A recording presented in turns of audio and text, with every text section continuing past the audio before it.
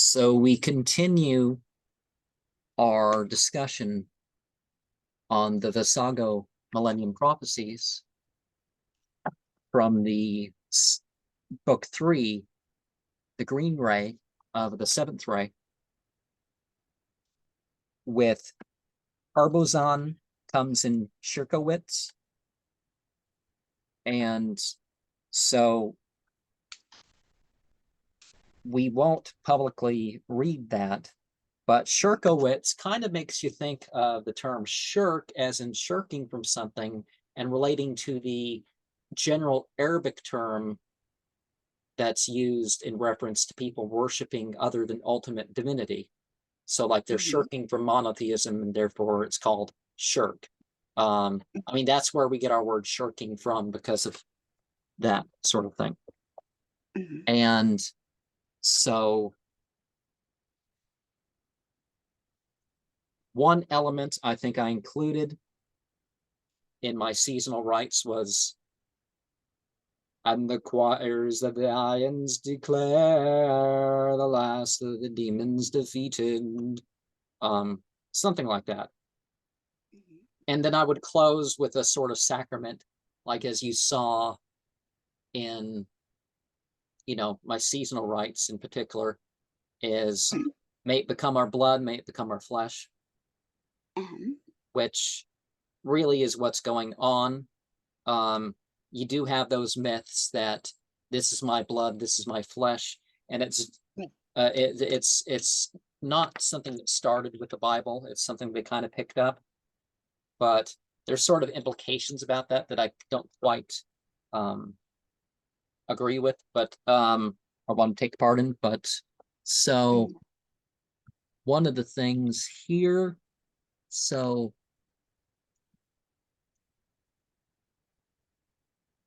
if we one of the things, the Church of Hermetic Sciences, or the Ordo Templi Astartes, I'm not sure if there's a difference there, that they use the one or the other, but they will put their hands on a Bible open to a Solomonic passage and swear. So turning to Surah 27 of the Quran, we have وَلَقَدْ آتَيْنَا دَاوُودَ وَسُلَيْمَانَ عِلْمًا وَقَالَ الْحَمْدُ لِلَّهِ الَّذِي فَضَّلَنَا عَلَىٰ كَثِيرٍ مِّنْ عِبَادِهِ الْمُؤْمِنِينَ.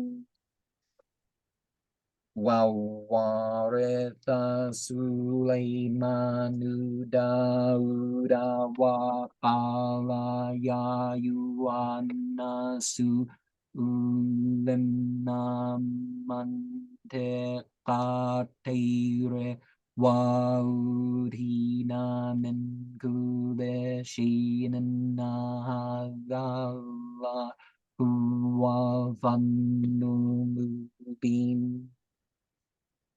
وَحُشِرَ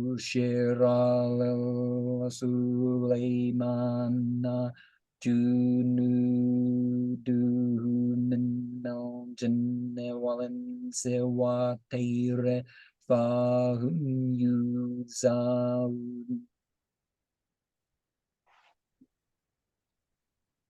And I guess I'll stop there at a few verses. And so David and Solomon got knowledge. And I wholeheartedly agree with the Church of Hermetic Sciences that maybe the phrasing's not right when he says on the Magic of Solomon video that, maybe the religion was nominally Judaism. It's like, well, Christianity didn't exist at the time, so that's not even really something that's worthy of discussion. But, no, it wasn't nominally Judaism. Judaism by name didn't occur until about 200 BCE. It wasn't known in manuscript. I say a period that makes it likely because of the individuals involved and the movements involved, but it wasn't known until the second book of Maccabees, which, about the 180s is when that might have originated from. So, well, I mean, the Maccabean revolt is, so you don't have Judaism by name. You don't have anything recognizable as Judaism before about 540 BCE. So you don't have to say that Solomon was whatever, but it's apparent that Solomon was not. Like all these prophets of almost every path, I don't believe for a second that they were the path that people say they were. Like they're the founder of Judaism or Confucianism or whatever, because so many of them, like Zoroaster and Muhammad and the others, they didn't like founders of religions. Right. They, if anything, they said they were going to restore what was. Jesus, if you understand Jesus, like once you find out about the Muslims, then you understand some of those passages in the Bible. Oh, he didn't speak his own doctrine. He spoke the doctrine of the one who sent him. So that puts it in a lot different of context. So Solomon was an operator of some things. So to tell you more about what the verse is, right? So we, so they were favored. So they were favored with the knowledge, and this knowledge allowed them to communicate with the things of nature, with the beings. And so they operated troops of birds and spirits, and that's part of where we get this idea of the Solomon commanding the demons. Like, so the idea of that what I said, the demons being defeated, it's like, well, the demons aren't this troublesome thing over oneself that you have no control of, whatever. But if you're just generally open rather than being in control of your spiritual life, some things can become issues. Like how people usually use Ouija boards. Is they usually use Ouija boards like they're summoning anything that's going to show up and do stuff for me. Come and do whatever you want with me and all this stuff. And it's like, really? You're going to give some random thing you don't even know. You're not even specifying. So your intention, that's a particularly dangerous intention. And I don't mean a dangerous intention like you don't ban. I don't banish. So the Church of Hermetic Sciences, maybe I wouldn't get along with them and respect that I don't do banishing rituals because I don't believe that's not part of my spirituality. I don't want to do anything. It's like when I draw a pentagram facing away from the point, if I draw fire, the first line is towards it or away from it. So I consider that evoking. My intention is evoking, not banishing. So evoking and invoking. So sort of left-hand path versus right-hand path. That is my intentions. I feel like the energy will flow better. And so the birds in particular, the birds in Arabic, an interesting thing about Arabic with birds is their word for oracles is birds. So people would take oracles from the flights of birds and stuff like this. So a tear, there's no tear, meaning the forces of nature, it's all in you. So if you look at that saying in Bukhari and Muslim, I think both have it, that there's no ghoul, there's no tear, there's no la ghoul, la tear, something like that. It's basically the power, the meaning is in you. So there's not an unlucky month. There's not spirits that are going to harm you physically or make you do things. You're responsible for yourself. So when you do that, it's sort of a defeat in that way. And so I'm going to, unless you have some further comment before we continue, I'm going to shut off the recording part and go over. I was going to say that I feel like sometimes a lot of like messages that will come from within. So there's 13 sections that we're going to go over, and a lot of this, if you know sort of the terminology, kind of opens things up, because they translate Shirkowits as religions, and I'm not sure which is it Yiddish jargon. I don't know any Yiddish. Yiddish is like kind of a slang in a way, like some sort of mix between Hebrew and German and some stuff. So I don't. And Hebrew is influenced by Arabic, because Hebrew is really later language. The biblical language is not Hebrew, it's Aramaic, but Hebrew writing is really neat to me. It's like really pretty writing. Well, I like the fact that you can stand in front of a fire and make the gestures. So you can make the gestures and make the letters. but it descends from another language, and it sort of it descends from that script that I showed you. You know, you got a you know, you have a what's it called? So you have an ox head, you have a house, you have a boot, you have a door or a fish, you have a guy shouting for joy, you have a fence or a pen or something like that. Before that you have a peg and you have a sword. So letter 6 is a peg, a tent peg, and letter 6 is a mattock or a sword. It's either mattock or a sword. And I mean, it's different in Hebrew, but it's the same letter system that it derives from. And then the 9th letter is a basket, but it's a couple crossed lines. It's a circle and an X across it, really, in general. Sometimes it's a T, but you know what I mean. It's the same thing. And then you have a hand, and then you have a hand and an arm, and then you have a hand, and then you have a shepherd's crook, and then you have a wave of water, you have a seed, you have a thorn, or you have a harp. So you either have a thorn or a harp, and then you have an eye, and then you have a mouth, and then you have a dude laying on his side. In the later Hebrew alphabet, which is 22 letters only, rather than 22 to 30. So I'm not listing all the variants with this, because sometimes there are variants up to 30, and that can be gone over otherwise. But the well, instead of sometimes you have a twisted rope. The most meaningful variant is to break it into 23 letters. So you have a twisted rope, and sometimes you have a thing that looks like an hourglass. It's a glottal stop. So you either make a glottal stop or you repeat a letter or whatever. So there's that sound, the thing without a sound. So that would sometimes be written as that. But a twisted rope instead of the I. So that letter would be divided into that. Because really a P and an F, you don't really have any much difference in meaning. It's almost meaningless, the difference. So that's part of the reason why the alphabet kind of condensed a bit. And an SH and an S, you really didn't see much difference there. But you had a circle on the horizon, and you had a R the back of someone's head, and then you had somebody's head, and you had teeth, and then you had a mark. You had an X mark, and that was it. R in Hebrew, you have a bended knee. So hold on, let me pause.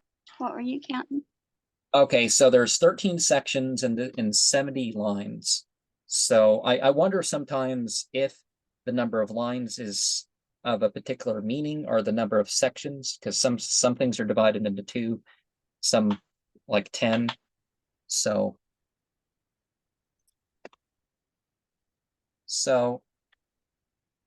what are your impressions, or what do you relate to these 70 lines and 13 sections? Quite a few things. Well, the broadening of religions. Some religions, it's almost apparent how they can they favor how a government runs. Basically, they kind of mimic each other. Well, not wanting to slow you down too much, that's one of the things happening is they want ultra conservative, but they want ultra conservative that's going to do what the government tells. You find that right now with the religions, it's like, it's not corruption or stuff that's been bad in the Catholic Church. It's actually because the Catholic Church isn't as agreeable to certain agendas that are really corporate based. So, I mean, there is some things that you would never expect of the Catholics to speak in favor of that they have. But you know what I mean. The thing is, they want you to go whatever the government it's like that passage in the Bible that you believe and obey. Women and slaves obey their husbands and their slave masters, even in wickedness, because somehow it's serving Christ or something like that, right? And I've made the point in one of my 9/11 videos is that there's a difference between Jesus and Paul.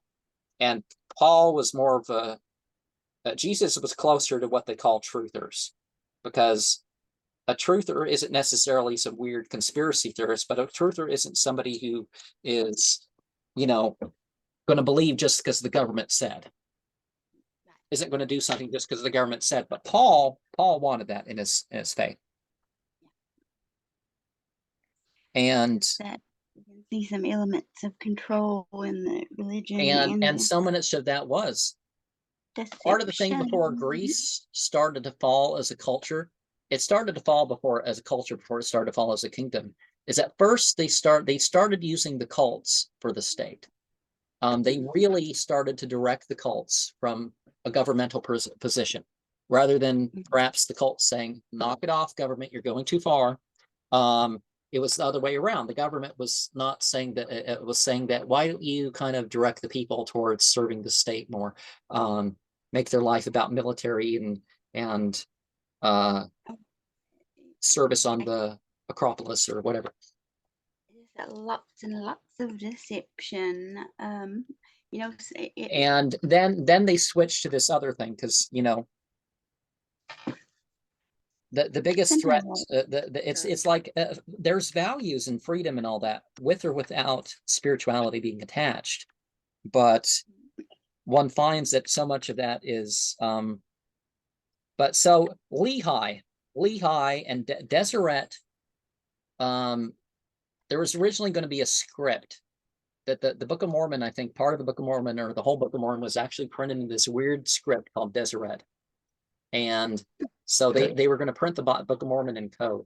So the Church of Jesus Christ of Latter-day Saints, the Mormons, one of their main characters in that book is Lehi. And so Lehi actually mixes in some of this Western Arabian idea. So it's sort of a Joseph Smith there were adventure novels. He knew about some other stuff. And so there was sort of a mentality that was produced in Joseph Smith. So maybe he did scry and see stuff, and this stuff kind of jumbled together in his mind. Because when you scry, stuff does reprocess itself. Like this, like these lines that we went over, it can be put together with what is the case, and certainly stuff that already was, like in the second section, so lines 7 to 10, we have sort of what's talking about that we already had a civil rights movement. And in the Muslim world, for example, which is actually talked about in this set of things here too, is that not just the fact this Western Arabia and all that, that they don't condemn, it's not part of their faith to condemn people because of what they desire. So in a way, they've already had the so-called rights movement before that, because it's like if you felt like doing something, it wasn't like you were going to be punished for feeling like you should do something or liking something. You're not, because that's kind of stupid, punishing people not because of what they do, because of what they like, Right. Or what you think they're thinking about. But one of the things that the Nazium have been using this whole thing for is, one, to disrupt society, and two, they figure it will affect the birth rate and stuff. So they want to slow down the growth of people. They don't want to focus on the number of people. So they put forward an entertainment culture, and that's been put forward. But it's, even if you don't make something your lifestyle, it can become a problem, even a lifelong problem, just a little bit here, a little bit indirect. Like you have people that live very promiscuous lives, and they don't seem to ever catch anything. But you have somebody that until like the very end or something, and you have people that have one or two have one affair, and then they then they end up dying as a result of that affair. Not even married, some or whatever the case is. They and so I think that's kind of brought down, but it's more about the side of this culture that's if they're okay with their own lifestyle, why do they have to force everybody to say that it's okay? Right. And this the most important thing I think talked about in this thing here, well, I mean, one of them is it obviously there's going to be more and more new religions, and they're going to mix things of the things. Like one of those things, like this all religions are not the same. All beliefs and practices are not equal, and trying to pretend they are is something that no one in their right mind, nobody should actually not know better. But trying to tell yourself that everything's the same, it doesn't matter. It just, but they're for the most part making a social cult. So they're making it about some sort of atheistic social movement, this cancel culture and stuff like this. That's where that's originating from. But people are trying to, yes, I think at the base, so many of these things are the same. But Karl Marx wasn't like a prophet. Jesus wasn't a follower of an Eastern religion, as much as people try to say, well, maybe he went off to India for all this time. And so many other examples that we can look at. It wasn't. I'm not talking so smoothly, but because again, I'm trying not to quote from things because it's not my right to quote too much from that. I just said the title here.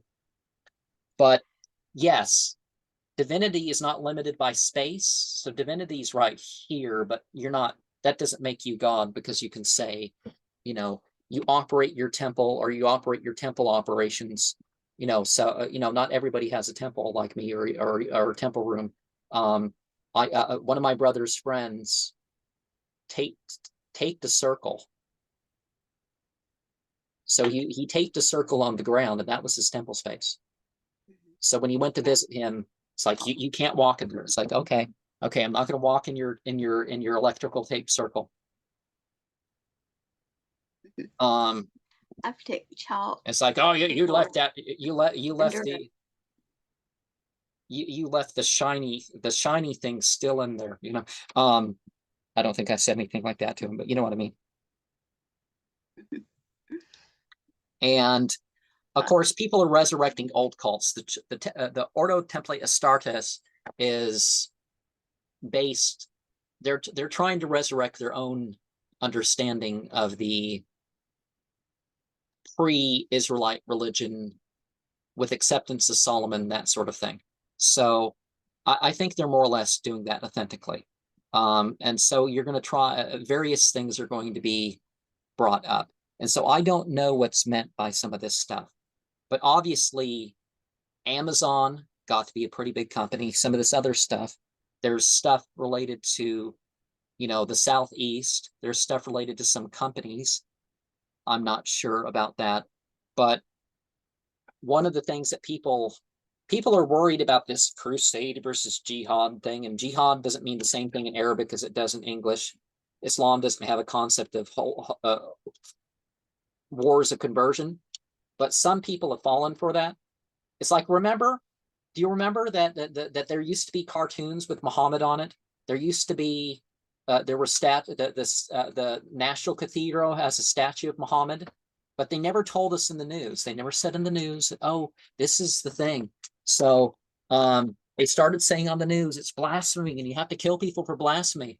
Your religion doesn't teach it. It teaches something else, but trust us, you have to, So people actually followed along with that. But until they started saying that stuff, nobody was doing that. There weren't formal blasphemy laws. There were slander laws, but there weren't formal blasphemy laws. And so it's stirred up a lot of stuff because people felt like whatever. And a Yeah. lot of stuff is reactionary. How do you think people are going to feel? You go to some country where people aren't, America's not majority Christian anymore. You go to some other country and there's all these wars and stuff going on.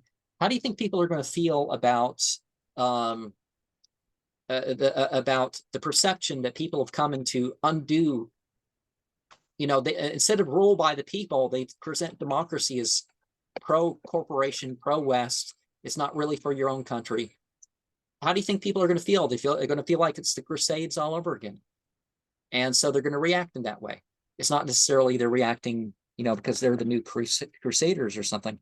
I don't know what some of these things mean, but you know the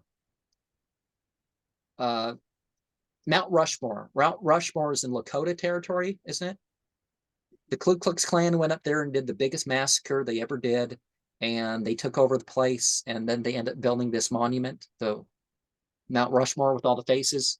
So I do think some of the native tribes are going to get some of their land and stuff back, even though it's been a long time. I do think some of their position is going to be restored to a degree, with or without America following. I think that some stuff is going to happen.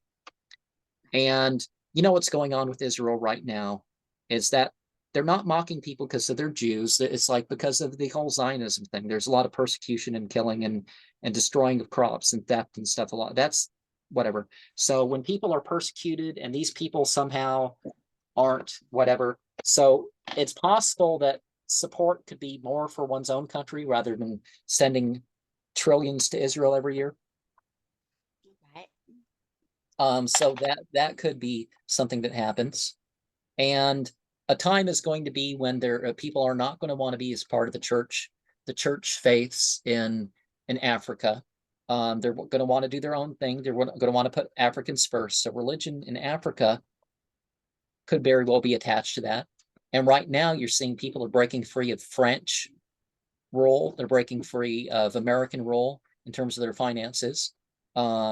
Other European countries, they're stepping away from that, saying, "Hey, we're a rich country compared to you guys. We shouldn't have to live like poor people." And they're always talking about El Nino, and they want you scared about the whole global warming thing, which I guess we can't talk about much here, but you know what I mean. They always bring up this El Nino, La Nino, like it doesn't happen 1 year it's this, 1 year it's that, and it's just the normal weather cycle. But they always want to get, I think El Nino is the one they really want to get you afraid with. So they mention El Nino, whether it's, and they're not even talking about if it's warming, it's warming. If it's cooling, it's cooling. Look at the science. Don't look at what they say. Oh, even though it's been cooling down, it's really still global warming. It's global boiling. We swear. It's like that's not how it works. Regard the climatologists, not the people that are being paid even millions of dollars. Like, I forget how much they said Al Gore was paid. But again, I don't think we can go too much into that. And again, like the environmental problems, people are going to turn to extremism. Oh, you can't eat plants and animals. You can't even let them die. So you can pick stuff off a plant, but you can't cut down a plant. The weather's going to kill the plants. So people respond with extremism. And some people are really extraordinary. You know, you find little kids. I'm not sure if you can have the numbers quite literal. And dislikes. Could you 20 years ago, could you just share it? Could you delete your dislikes online? I think they used to show up. And I noticed that like that would drive and you know the case between me and somebody else is that one, I think they're muting my comments or something like that, so other people can't see them because they're trying to weave a narrative that's, as I've shown, is absolutely not true in several respects. So how can you trust the rest of it, right? But they have, they're twisting the perception about that. And so there's people out there that can edit the responses. You can actually, they can change. I've seen view counts go down on live videos. I've seen it go down on my videos. I've seen the likes and dislikes be changed somewhat. And nowadays on YouTube, they don't even show your dislikes anymore. You don't see that publicly. Now you didn't have YouTube when this was written down. And Things will appear one way, but really they're not.